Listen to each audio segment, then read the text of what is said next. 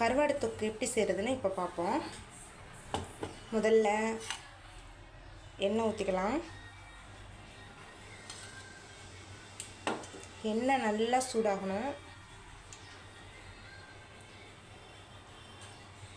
எண்ணெய் சூடான உடனே கடுகு போட்டுக்கலாம். இப்போ கடுகு நல்லா வெடிக்க ஆரம்பிச்சிருச்சு. இப்போ பச்சை மிளகாய் சேர்த்துக்கலாம். அதுக்கப்புறம் வெங்காயத்தை சேர்த்துக்கலாம்.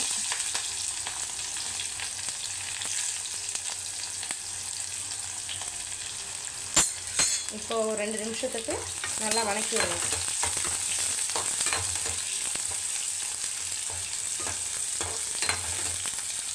வெங்காயம் நல்லா வதங்கணும்.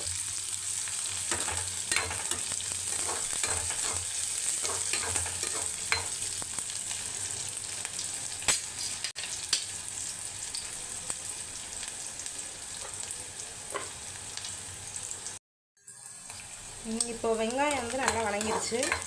இப்போ மஞ்சத்தூள் சேர்த்துக்கலாம். மஞ்சத்தூள் கொஞ்சம் கம்மியாகவே சேர்த்துக்கலாம். இப்போ வதக்கி விட்டுறலாம்.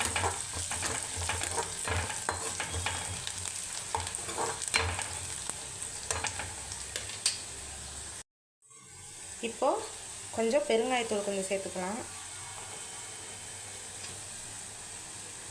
இப்போ வதக்கி விட்டுறலாம்.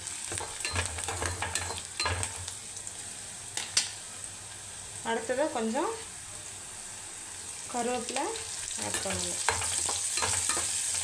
லைட்டாக அது வரைக்கும் வதக்கி பண்ணதுக்கப்புறம் தக்காளி பழத்தை சேர்த்துக்கணும்.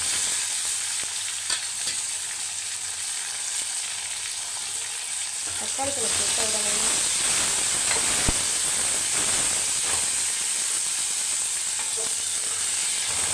வதக்கிட்டு அதோட கொஞ்சம் உப்பு சேர்த்துக்கணும். ஏன்னா அது சீக்கிரமே வேகிறதுக்கு கொஞ்சமாக உப்பு சேர்த்து நல்லா வதக்கணும். அப்போ தான் தக்காளி நல்லா வெந்து வரும்.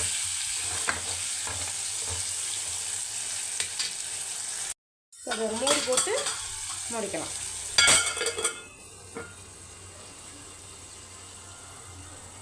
ஒரு 3 நிமிஷம் வரை வேகணும்.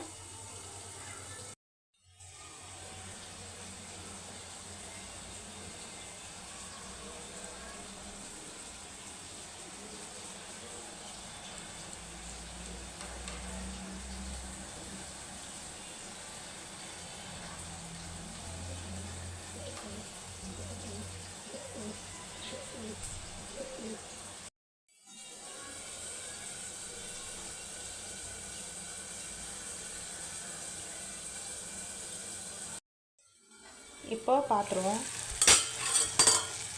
இப்போ தக்காளி நல்லாவே வெந்து வந்துருச்சு.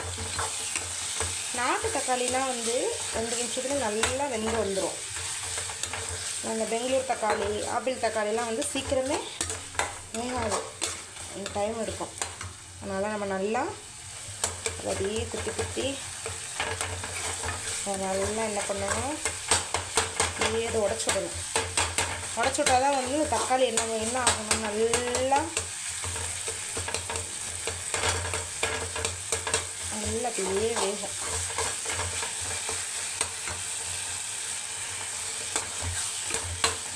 இந்த சமயத்தில் என்ன பண்ணணும், அடுப்பை சிம்மில் வச்சுக்கணும். சிம்மில் வச்சுட்டு இப்போ இதோட ஒரு 7-8 பூண்டு சேர்த்துக்கலாம். பூண்டு சேர்த்து நல்லா கிண்டி விடணும். இதோட என்ன சேர்க்கணுன்னா, நம்ம வீட்டில் குழம்பு மசாலா வீட்டில் சேர்த்து அரைக்கிறதே சேர்க்கணும். கடையில் வாங்குகிற மசாலாவை விட குழம்பு மசாலாவை நம்ம எல்லாமே சேர்ப்போம். எல்லா இன்க்ரீடியன்ஸும் சேர்ப்போம். அது இன்னும் கொஞ்சம் டேஸ்ட்டாகவும் இருக்கும், உடம்புக்கு சத்தாகவும் இருக்கும். எதுவும் செய்யாத உடம்புக்கு. இந்த குழம்பு மசாலாவே எனக்கே எங்கள் அம்மா தான் செய்து அரைச்சிலாம் கொடுத்தாங்க. அதனால் இந்த குழம்பு மசாலா மட்டுமே போதும். 1 ஸ்பூன் 1 ஸ்பூன் போட்டாலே போதும். வேறு எந்த மசாலாவும் சேர்க்க தேவையில்லை. நல்லா எண்ணெய் பிரிஞ்சு வரணும். சிம்மில் வச்சுட்டு லோ ஃப்ளேமில் வச்சுட்டு நல்லா அப்படியே கிளறி விட்டுட்டே இருக்கணும். இப்போ ஒரு மூடி போட்டு மூடிட்டு ஒரு 2 நிமிஷத்துக்கு அப்புறம் பார்ப்போம். ஓப்பன் பண்ணி பார்ப்போம். இந்த நல்லா சுற்றி அப்படியே எண்ணெய் பிரிஞ்சு வந்திருக்கு. இந்த ஸ்டேஜில் என்ன பண்ணணும், கொஞ்சமாக தண்ணி சேர்க்கணும்.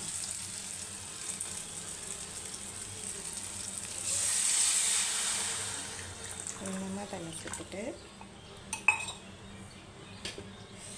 இது அப்படியே கிளறி விடணும்.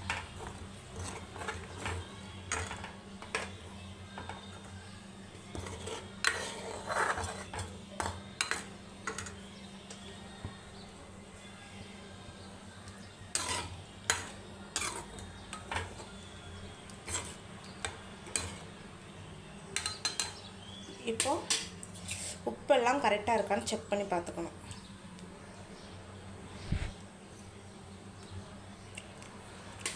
இப்போ தேவைன்னா உப்பு காரம் எல்லாம் செக் பண்ணி எல்லாம் போட்டுட்டு நல்லா கொதி வர வர நல்லா மூடி வைக்கணும்.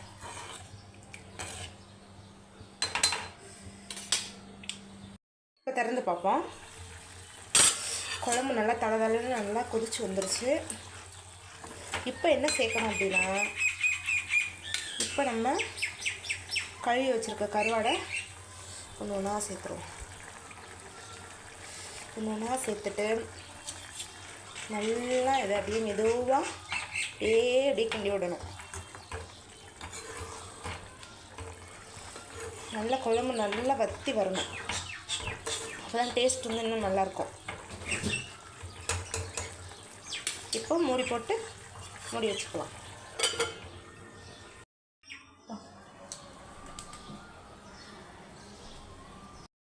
ஓப்பன் பண்ணி பார்ப்போம். குழம்பு நல்லா வற்றி வந்துட்டுருக்கு. ஆனால் தொக்கு பதத்துக்கு இன்னும் வற்றி வரணும். அப்போ தான் நல்லா டேஸ்ட்டாக இருக்கும். இன்னும் கொஞ்சம் நேரம் அடுப்புலேயே இருக்கட்டும். அதான் நல்லா வற்றி நல்லா டேஸ்ட்டாக இருக்கும். கொஞ்சம் நேரம் மூடி போட்டு மூடி வைக்கலாம். இங்கே எப்போவும் புறாவும் சிட்டுக்குருவினா அதிகமாக வந்து இறையெல்லாம் சாப்பிடும். இப்போ புதுசாக மயிலா வேறு வந்துருக்கு.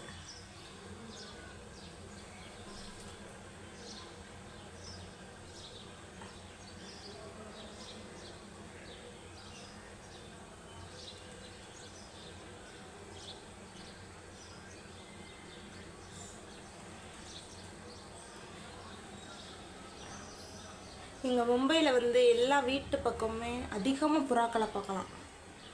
எல்லாருமே புறாவுக்கு இறை எல்லாமே போடுவாங்க.